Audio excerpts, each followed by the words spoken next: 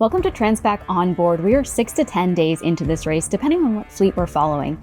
And we're going to start thinking about finishes soon. It's crazy to believe, but it's true. The course record for this race was set in 2017 aboard Comanche at 5 days, 1 hour, and 55 minutes. So we're not going to see that broken this year, but we might see some boats coming in under the 7-day mark, which is pretty astounding to think about. Today we'll be calling in to Lucky and talking to the team there, in particular Stan Honey, about some of the navigational challenges that they're facing out there. But first, a really quick look at the tracker. We'll turn tails on and you can really see the trajectory of this entire fleet. They've started to bend north in the past 24 hours. We'll talk to Stan a little bit about why that is. But you can see here the topmost boat on the course is actually Convexity Squared that Ava's been calling us from. And just 48 hours ago, they were pretty far south on the course. So they've made big strides to get across, and hopefully that pays off for them. To the southwest of them, we have Restless with Allie and her crew. They are still first in ORR overall, as well as the Bridger Insurance Division 9. So they're doing a great job. And to the north of them, you can see Lucky.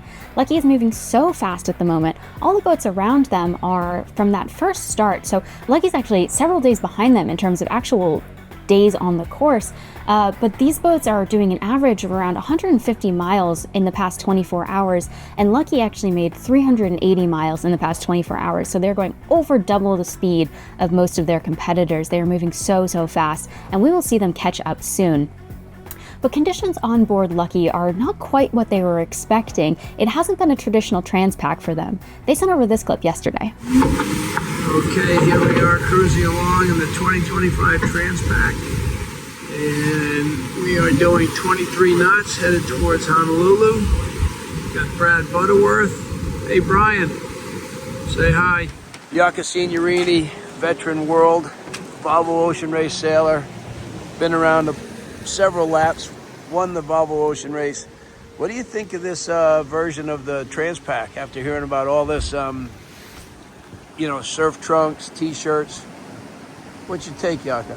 You can see the way I'm dressed, With the boys in the morning, they were actually wondering if we were doing the transatlantic.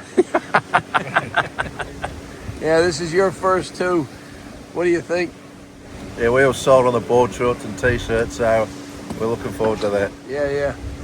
Well, there's a veteran back there. Mark, what's your take on this version?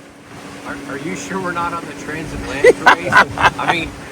I mean, I know the sun is setting that way, but Yeah. it sure feels like the North Atlantic. Well, we still have the iceberg watch going, so till Stan tells us we're clear, we're going to keep it up. Yeah, it was definitely a little gray out there. Let's give Brian Earhart, Lucky's owner, a call and see if it's any better today. Hi, Brian. How are you doing out there? We're doing well. We're finally moving. We got out of the light of yesterday and into the traditional Transpac themes of the race. Downwind, having fun. Fabulous. You have some sunshine now. Yes, we got sunshine yesterday afternoon. People have stopped the iceberg watch. I know Jerry Kirby was capable of finding them. We steered around them, no problems. Fabulous. How's it been on board? How's morale? Oh, morale's good.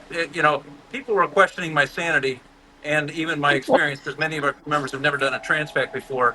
And I gave them board shorts and t-shirts telling them they will use them.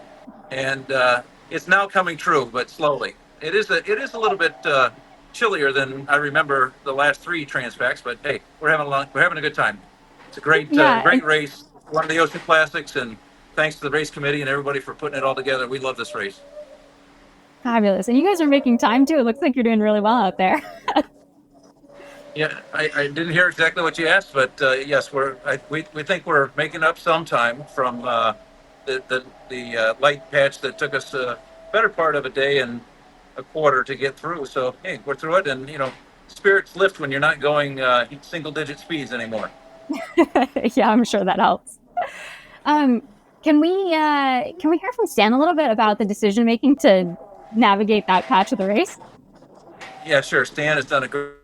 Even though we've had some light, I think we had the least of the light possible. So he's done, as usual, a great Stan Honey job. Here's Stan.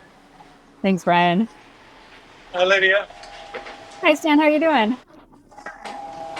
Well, I'm at the nav station. We're doing a few jibes. We're kind of up in the corner here. And trying to avoid the squalls that right at dawn, the squalls tend to fade into a weak hazy zone. So we're going to a lot of effort to avoid getting caught in one of those hazy zones. Yeah.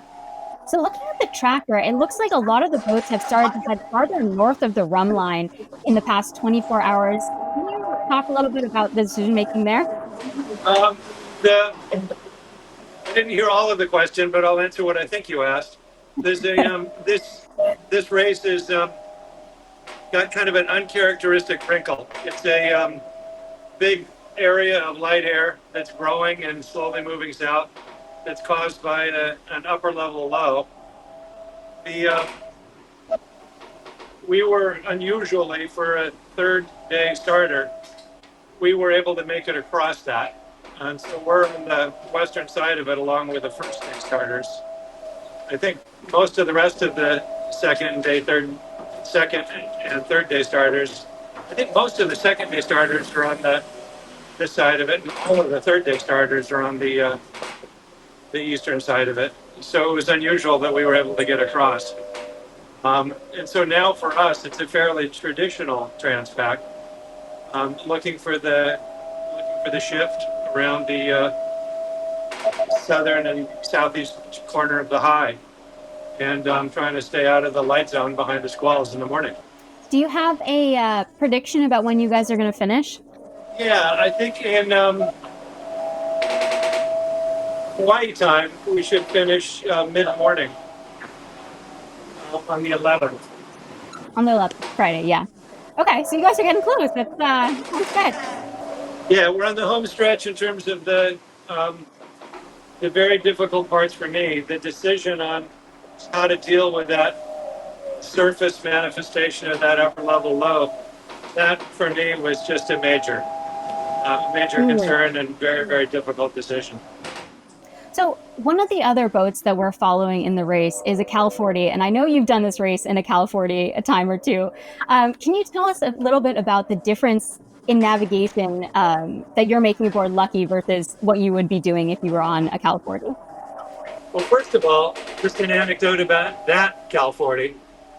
That's a boat, Restless, that I used to sail on in high school. And then Allie Bell is the daughter of one of the other Bells that's in my generation that I did a whole bunch of Transpacs with in the old days. So I'm absolutely delighted to see Allie Bell and Restless do so well. The interesting thing about navigating a Cal 40 is once you get more than about 12 or 13 knots of wind, you sail really, really deep angles.